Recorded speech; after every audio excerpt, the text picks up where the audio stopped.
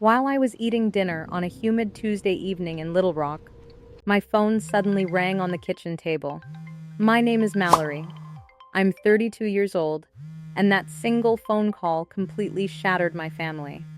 I picked up the call from my younger brother. The moment I pressed answer, his voice came through icy and calculating. "Grandpa passed away this morning," he said flatly. "He left his entire timber estate to me. You won't get a single dime." Before I could even process his cold words, I heard my parents cheering in the background. My father gave a harsh laugh, while my mother blurted out, "Finally, that girl is out of the picture." Instead of crying or arguing, I silently tapped the screen and switched the call to video. I tilted my phone toward the man sitting right next to me. My grandfather was casually cutting a piece of grilled steak. He raised his eyes, took a slow bite, and looked directly into the camera. My brother's face turned ghostly pale the instant he saw him. My parents' laughter froze instantly. Across the table, my grandfather wiped his mouth with a napkin and leaned closer to the screen. "Before you clean out my estate, sweetheart, mind letting me finish my dinner first?" My brother muttered something in complete panic before slamming the phone down. If you want to see how this dramatic family betrayal unfolds, please hit the subscribe button and turn on notifications to support the channel. 20 minutes after that video call cut to dead silence, my phone blew up with desperate, non-stop calls from Mom and Dad. I just flipped the screen face down on the granite counter and let it buzz until the display went completely black. Across the table, Grandpa calmly finished his steak, casually wiping his hands with a napkin as if my younger brother Cody hadn't just tried to declare him dead to the world.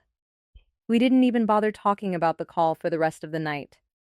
There was no point in giving oxygen to their delusion. Instead, I poured 2 tall glasses of iced tea, helped him organize his weekly pill organizer, and made sure he was settled comfortably in the guest room.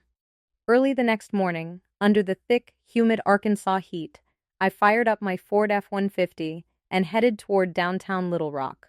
Traffic along Interstate 35 was surprisingly light, getting us to our destination well ahead of schedule. We were going straight to the law firm of our longtime family estate attorney, Spencer Croft, a sharp, white-haired attorney in his early 60s who had managed my grandfather's legal affairs for more than 20 years. Spencer was already waiting for us in his corner office, 2 steaming paper cups of dark roast coffee sitting on the polished mahogany table. As soon as we sat down, I laid out the bizarre call from the night before, including the unsettling detail that Cody claimed the entire timberland was left solely to him. Spencer leaned back in his leather executive chair, a faint, knowing smirk touching his lips before his face settled into a serious look. He pulled a thick, aged yellow folder from his desk and spread several documents across the table.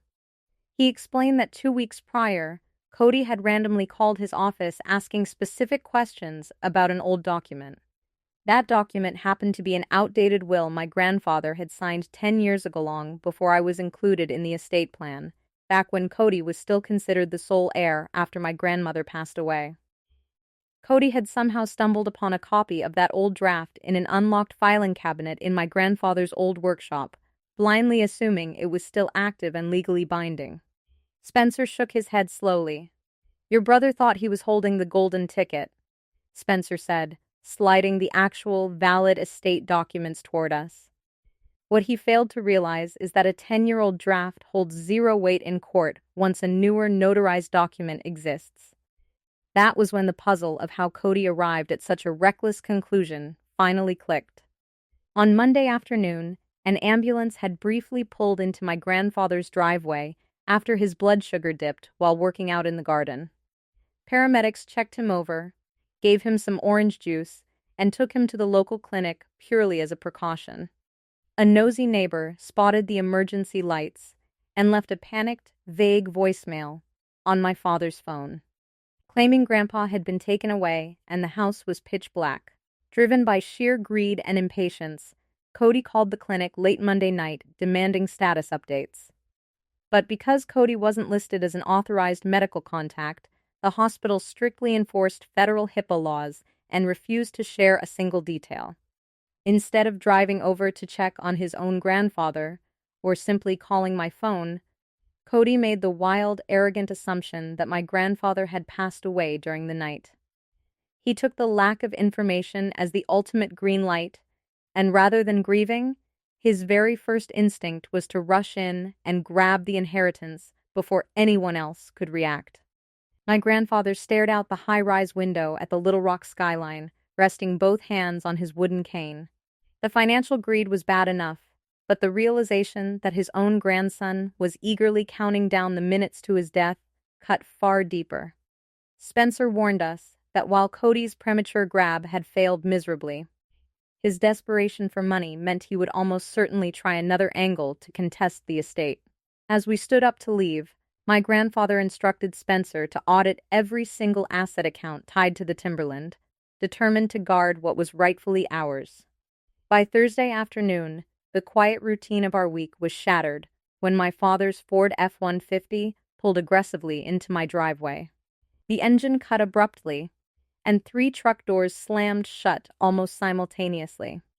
Through the window, I watched Dad, Mom, and Cody marching up the walkway toward my porch.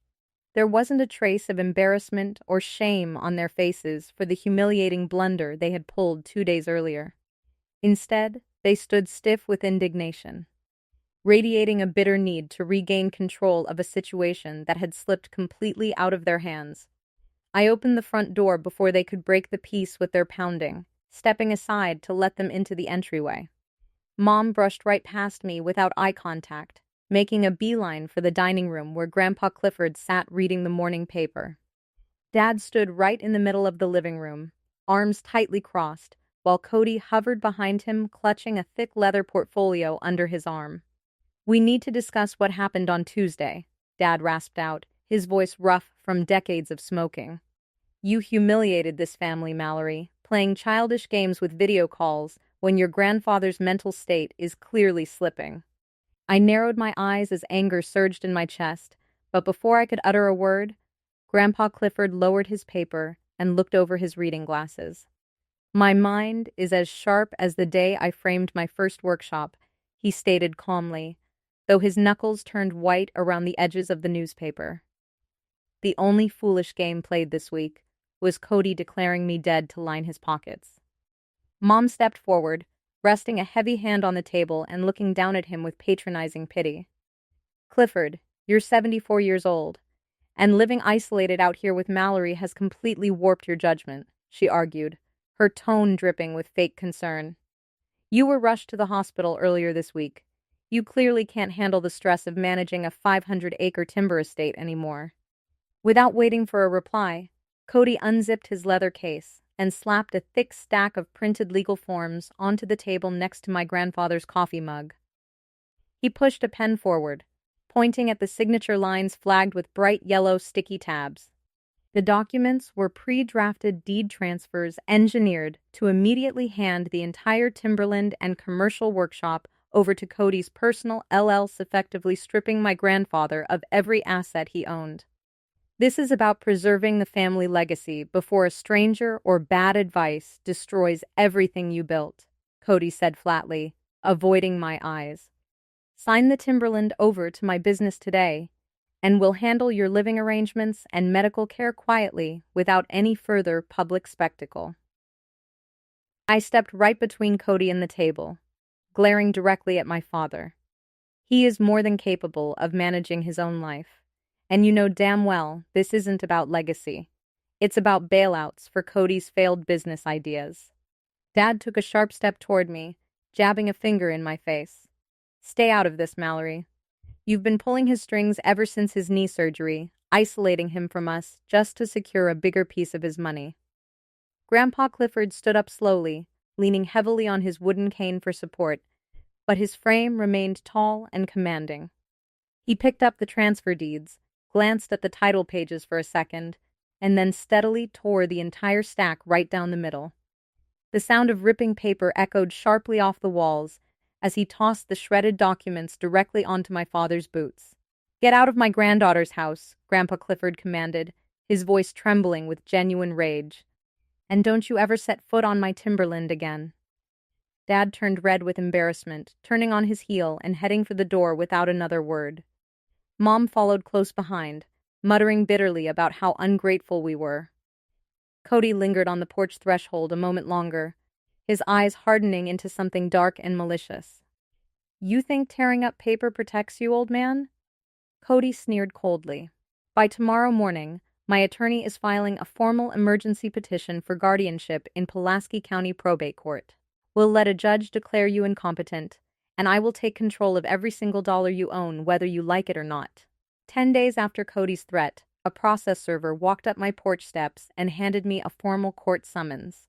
The thick packet contained Cody's petition filed with the Pulaski County Probate Court, demanding an emergency hearing to place my grandfather under court-ordered guardianship.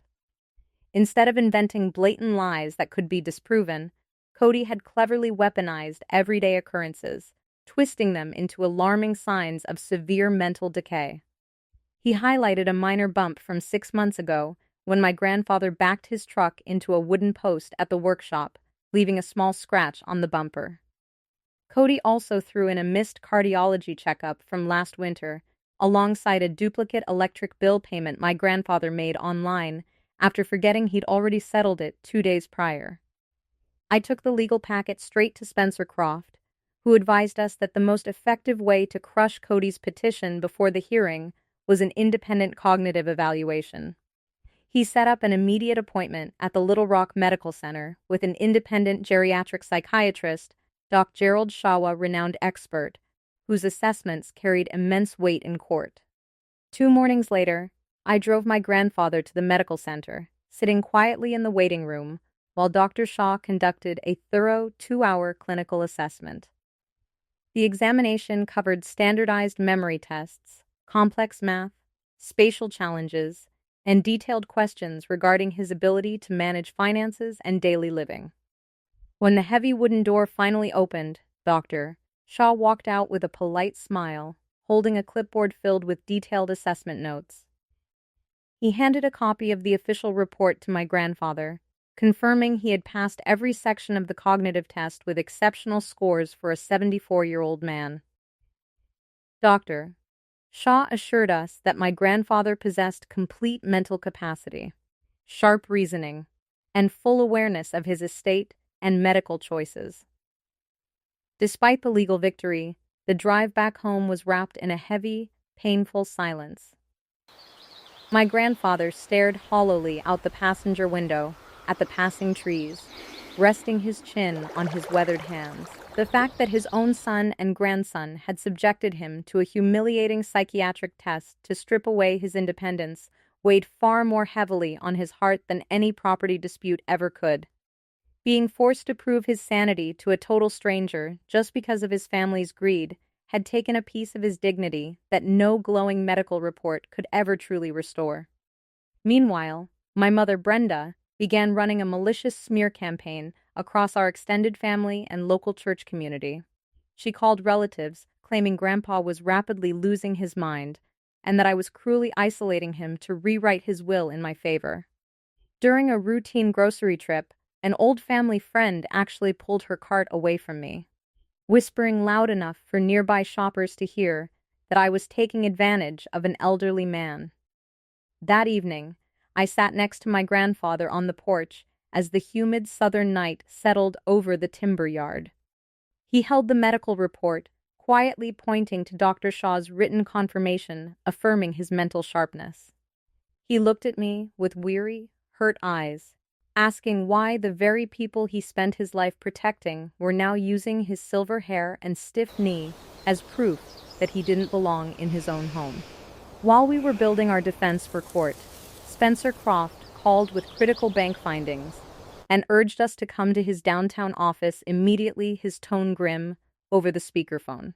When we arrived 20 minutes later, Spencer had thick stacks of financial ledgers laid out across his conference table, marked with bright red sticky tabs. He explained that after Cody filed the guardianship petition, Spencer obtained legal authorization to audit every bank account tied to the commercial timber workshop over the last 4 years. What he uncovered wasn't a story of an old man getting disorganized with his money, but a calculated, systematic draining of his life savings. 2 years prior, my grandfather had undergone major cataract surgery that temporarily impaired his vision for nearly 4 months.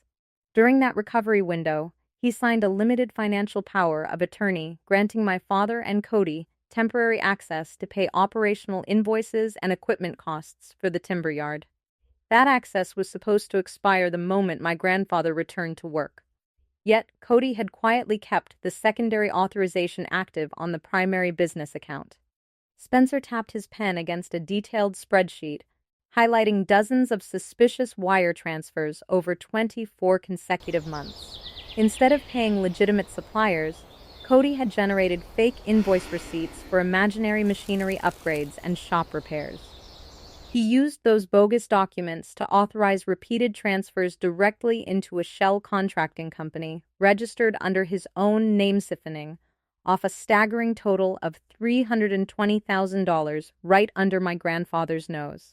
The scale of the theft left my grandfather visibly shaken, his hands trembling as he traced his finger down the long column of stolen funds.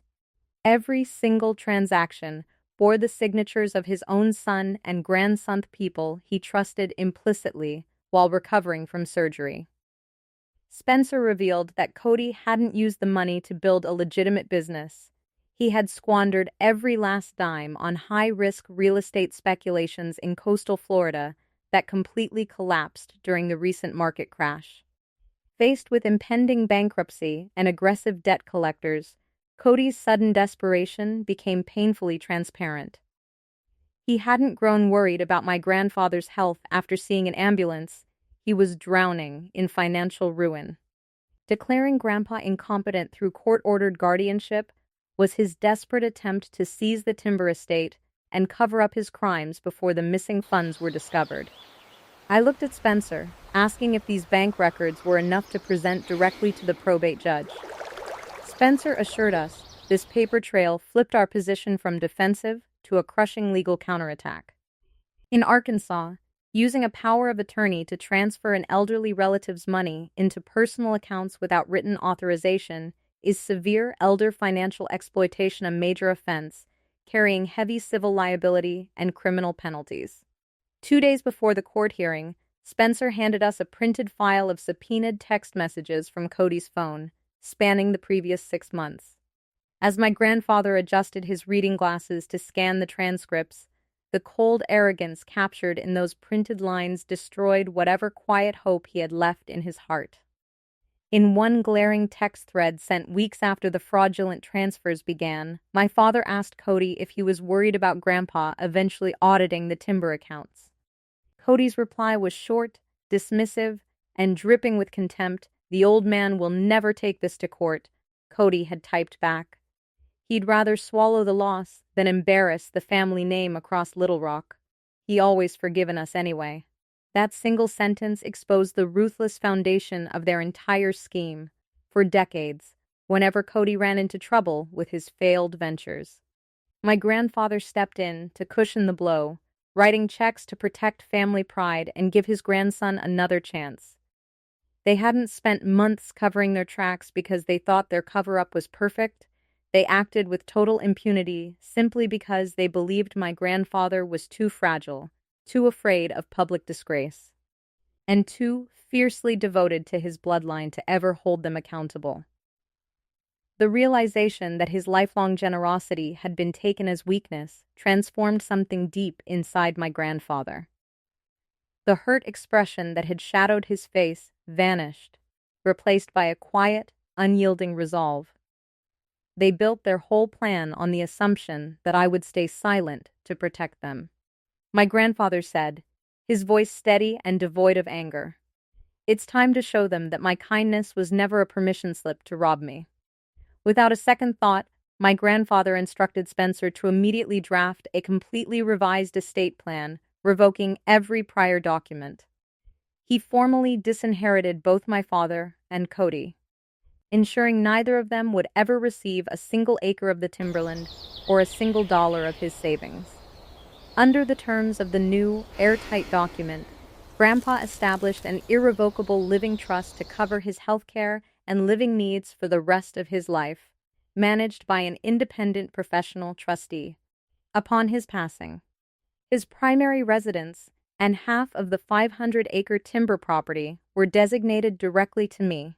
The remaining portion of the estate was set aside to establish a permanent forestry scholarship foundation at the local Arkansas University, helping working-class students pursue degrees in land conservation. When Spencer presented the final documents an hour later, my grandfather signed every page with a firm, steady hand. He picked up his cane, stood tall without help, and looked out the window. For the first time in weeks, he looked like the strong, self-reliant man who had spent 40 years carving a timber business out of southern soil. On a humid Wednesday morning, we walked up the stone steps of the Pulaski County Courthouse for the guardianship hearing. The vaulted courtroom fell silent as the probate judge called the matter to order, prompting Cody's attorney to present their petition. They tried to paint a picture of severe cognitive decline, repeatedly dragging up the minor fence scratch and the missed doctor's visit. Cody sat smugly at the petitioner's table, resting his elbows on the oak surface, as if the timberland was already under his total control. When it was our turn, Spencer Croft stood up calmly and dismantled their fabricated narrative in minutes. First, he submitted the comprehensive medical evaluation signed by Dr. Gerald Shaw, proving Grandpa possessed flawless cognitive health. Then, Spencer unveiled the certified bank ledgers detailing the systematic theft of $320,000, alongside the subpoenaed text messages where Cody bragged that Grandpa would never take legal action. The room shifted instantly as the judge reviewed the evidence. Cornered by the paper trail, Cody lost his cool, spinning around to scream at my father that the entire scheme was Dad's idea from the start. My father snapped back, slamming his fists on the table and shouting that Cody was the one who blew the stolen money on failed real estate. Their frantic screaming match went on until the judge pounded her gavel repeatedly, demanding order. The probate judge rendered her decision right from the bench, formally dismissing Cody's guardianship petition with prejudice. She noted that my grandfather showed exceptional mental clarity while publicly reprimanding my father and Cody for attempting to misuse the court to hide financial exploitation. Furthermore, the judge referred the entire audit file directly to the Pulaski County District Attorney for formal civil recovery and criminal investigation. The legal dominoes fell fast over the following months. To avoid immediate criminal prosecution and satisfy the civil restitution judgment, my father and Cody were forced to sell their residential property in Little Rock to pay back the $320,000 owed to my grandfather's estate. Left with ruined reputations and crushing debt, they showed up on my front porch one evening, desperately begging for forgiveness and asking Grandpa to drop the remaining legal claims. My grandfather walked slowly to the front door, looking at his son and grandson through the glass panel with complete composure. He didn't yell or show an ounce of rage. He simply told them that forgiveness doesn't mean enabling toxic behavior, nor does it mean letting dishonest people back into your life. He closed the heavy wooden door, turned the lock, and walked back to his armchair in the living room permanently, cutting them out of his life. We returned to our quiet routine on the timber property in Little Rock, enjoying the peace and dignity my grandfather had fought so hard to protect. Surrounded by the towering pines he spent 40 years growing, he lives comfortably, knowing his life's work is finally safe from the greed that tried to tear it apart. This journey is a reminder that true family is defined by genuine love, trust, and mutual respect, not just shared blood. Standing up for loved ones and setting firm boundaries against betrayal, even with those closest to us, is essential for keeping our peace of mind intact. Thank you so much for listening to our story until the very end. Please feel free to share your thoughts and personal experiences in the comments below.